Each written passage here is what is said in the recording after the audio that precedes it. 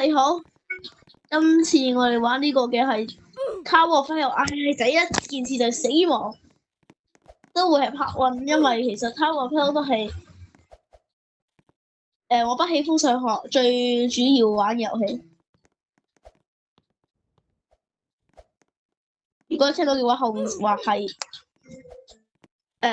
我不喜歡上學嘅主人就話係嘅，而我而家呢度咧就都拍緊啦，因為其實我哋兩個有陣時會好中意玩。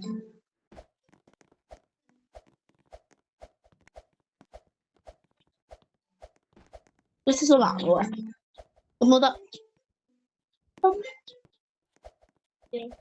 屌，你話梗係簡單啦，玩一年啦，都玩多1年啦。你玩呢個，我玩 Roblox 玩4年，你就同我玩呢個嘢玩咗1年，就可以上到去咁鬼死高。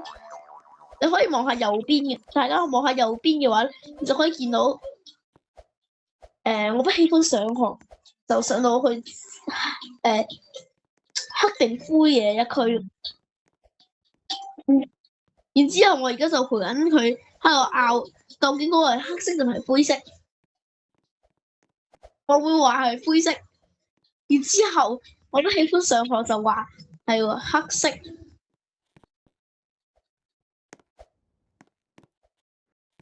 灰色嚟㗎，肯定係灰色。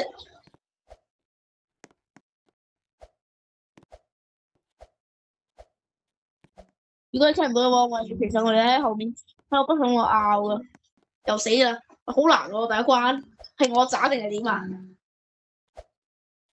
係我渣定點啊？我覺得係我渣喎而家。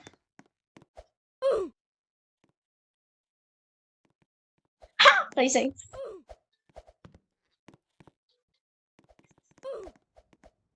第一關簡單，我係最後尾，唔知點解我就會輸啊！每一次都係最後尾。就不能買彈弓啊！你有1000幾蚊，成日喺度買箱，但係都唔好買彈弓。又死啦！覺得咩啊？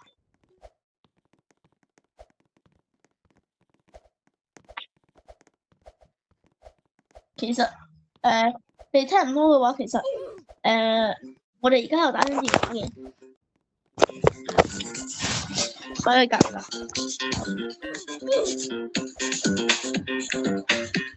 再跳！哇！即係哇！